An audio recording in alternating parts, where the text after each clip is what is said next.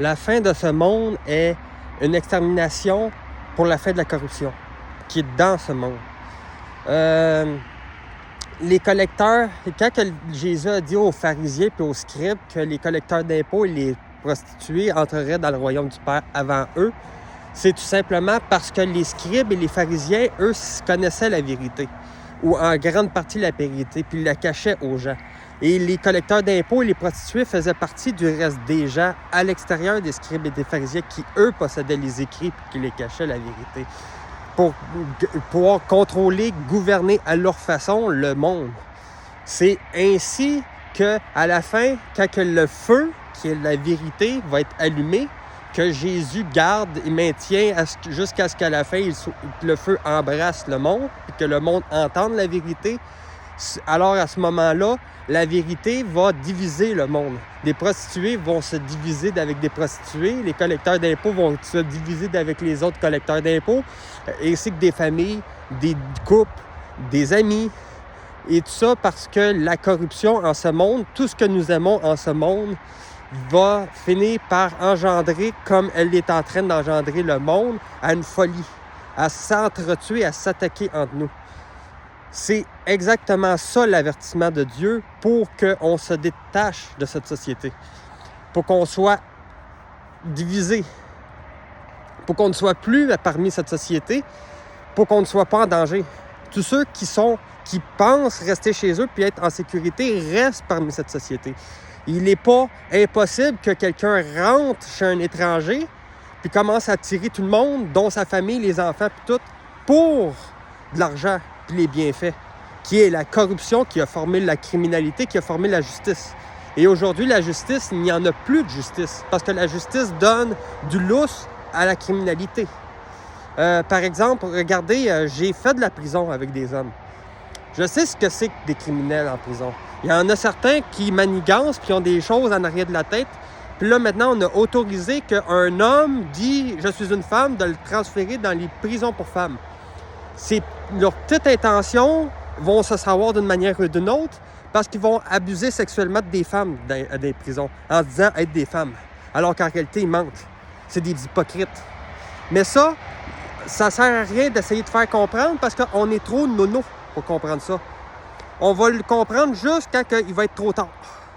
À ce temps qu'on l'a autorisé, maintenant, on est en train de transférer des hommes dans des prisons pour femmes. C'est un exemple, là, je donne. C'est ça, un exemple du pourquoi les avertissements ont été donnés. Ce que nos ancêtres ont été donnés, n'ont pas compris, c'est pas de ma faute. Ce qui me concerne, moi, c'est ce que le monde qui vit, qui respire en ce moment, puis qui entend ce feu, c'est s'ils le prennent ou s'ils ne le prennent pas. S'ils ne le prennent pas, puis ils restent accrochés, attachés à ce que nos pères nous ont laissé, avec ce qu'ils ont formé dans ce monde qui corrompt, ce n'est pas mon problème, je me détourne de vous. Moi, je cherche juste ceux qui ont une oreille attentive à entendre la vérité, comme elle doit être entendue par les écrits, comme elle est donnée dans les écrits. Si on commence à essayer de changer les choses dans les écrits, ça serait de donner une autre interprétation autre que ce qui est donné. Et donc, un avertissement qui reviendrait moins menaçant pour le monde. Mais ces menaces sont bons à entendre parce qu'elles avertissent le monde de ce qui va arriver. Puis non, il n'y a pas de miracle que Dieu va le faire puis tout le kit. Non, ça va se produire entre humains. C'est les hommes et les femmes ensemble qui vont commencer à s'en prendre aux hommes et aux femmes. J'en ai donné un exemple avec la prison. On ne peut pas dire que c'est pas vrai, parce que celui qui dit que c'est pas vrai, il n'a pas compris la vérité sur ce que nous sommes.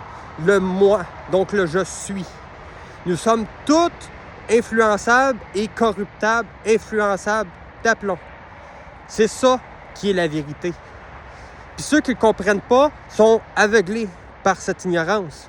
Et la géhenne de feu, le feu, ceux qui résident dans le feu, ce sont les ignorants face à ceux qui ont entendu ce feu, que Jésus est venu jeter sur la terre, qui est la vérité par sa parole, qui vient s'associer avec les autres prophètes. Les prophètes de l'Ancien Testament, puis ceux qui sont venus durant notre ère. Et c'est donc ça, la vérité. Je pourrais essayer de je voudrais bien tendre les choses pour que ça soit moins frustrant, moins menaçant, moins cruel aux oreilles du monde pour pas qu'ils soient...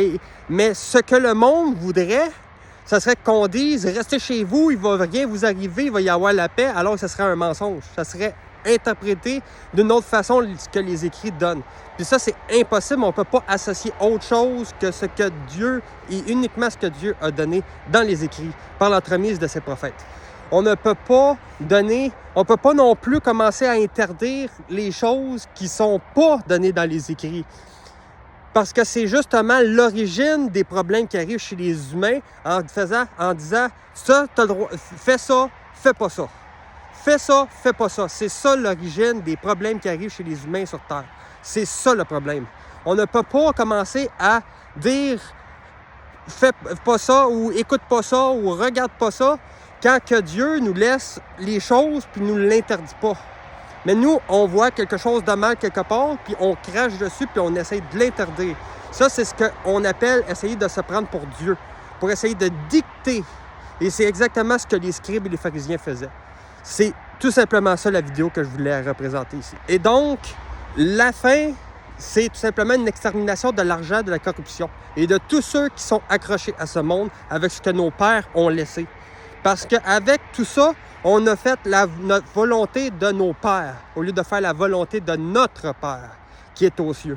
On aurait dû faire la volonté de notre Père sans laisser la malfaisance des hommes, de nos pères, de nos mères qui veulent, avec leurs ambitions, leurs intentions, de faire pour qu'on agisse. Et ainsi, on a formé le monde que nous avons. Nous devons nous détourner de tout ça et laisser ceux qui l'apprécient crever avec ce monde. Pas le choix de dire ça comme ça parce que c'est exactement ça qui va arriver.